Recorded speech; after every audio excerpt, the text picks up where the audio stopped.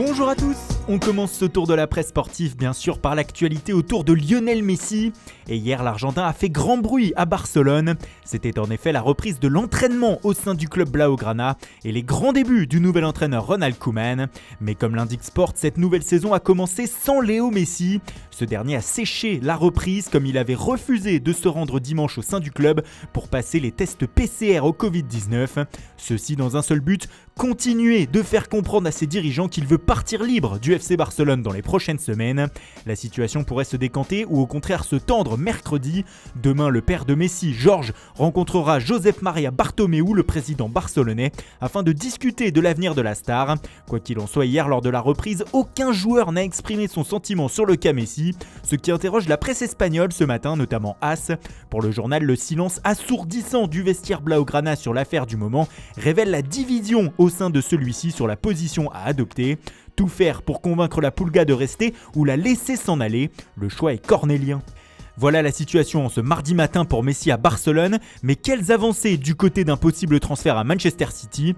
Eh bien pas grand chose. Ce matin, le Corriere dello Sport se contente de rappeler la somme choc de l'offre faite par les Citizens à l'Argentin.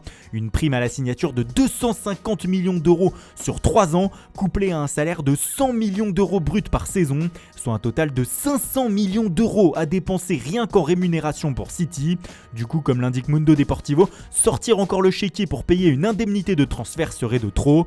Le média espagnol explique que si Manchester City se voit obligé de payer quelque chose à Barcelone, le club anglais renoncera au transfert de l'Argentin. Le puits sans fond a tout de même des limites. Messi en instance de départ au Barça comme beaucoup d'autres, Ivan Rakitic lui devrait rejoindre le Séville FC dans les prochaines heures. Pour Estadio Deportivo, c'est même déjà fait ce matin puisque le quotidien souhaite la bienvenue à la maison à son ancien joueur. Le milieu de terrain croate va faire son retour dans un club qu'il a connu entre 2011 et 2014. Autre départ à Barcelone, celui d'Arturo Vidal. Selon la Gazzetta dello Sport, le milieu de terrain chilien aurait dit oui à un transfert vers l'Inter Milan. Un contrat de 2 ans l'attendrait en Lombardie où il ferait le bonheur d'Antonio Conte qui le réclamait. Enfin, autre cadre du Barça sur le départ, Luis Suarez. Et toujours selon la Gazzetta, l'Uruguayen est le rêve secret d'Andrea Pirlo pour renforcer l'attaque de la Juventus.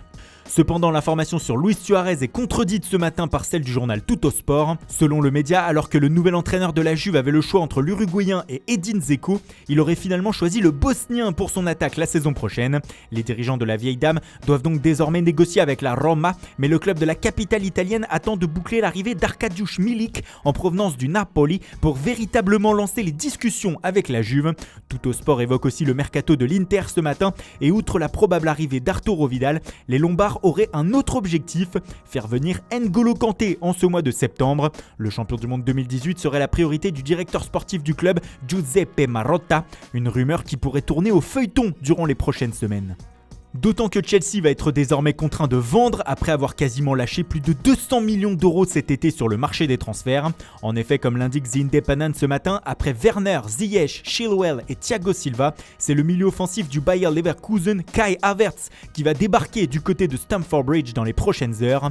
Un accord a enfin été trouvé entre les deux clubs pour le transfert du prodige allemand.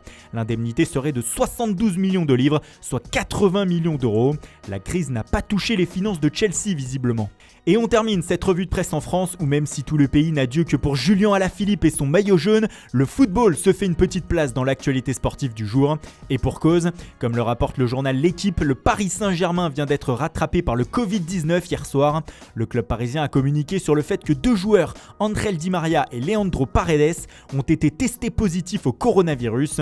Des soupçons pèsent aussi sur Mauro Icardi. Ils auraient contracté la maladie lors de leurs vacances à Ibiza, accordées suite au report du match de championnat contre Lens la semaine dernière. Le Covid-19 touche pas mal d'effectifs en Europe. Hier, on apprenait aussi que David Silva, fraîchement débarqué au sein de la Real Sociedad, avait aussi été testé positif comme le rapporte l'édition basque de Mundo Deportivo. Même chose à l'Atalanta où 3 joueurs ont été déclarés positifs mais asymptomatiques. Un problème avant la reprise des championnats comme l'indique l'Eco di Bergamo. Voilà, c'est tout pour ce matin. Merci pour votre fidélité. Bonne journée à tous et rendez-vous dès ce soir pour un nouveau journal du Mercato.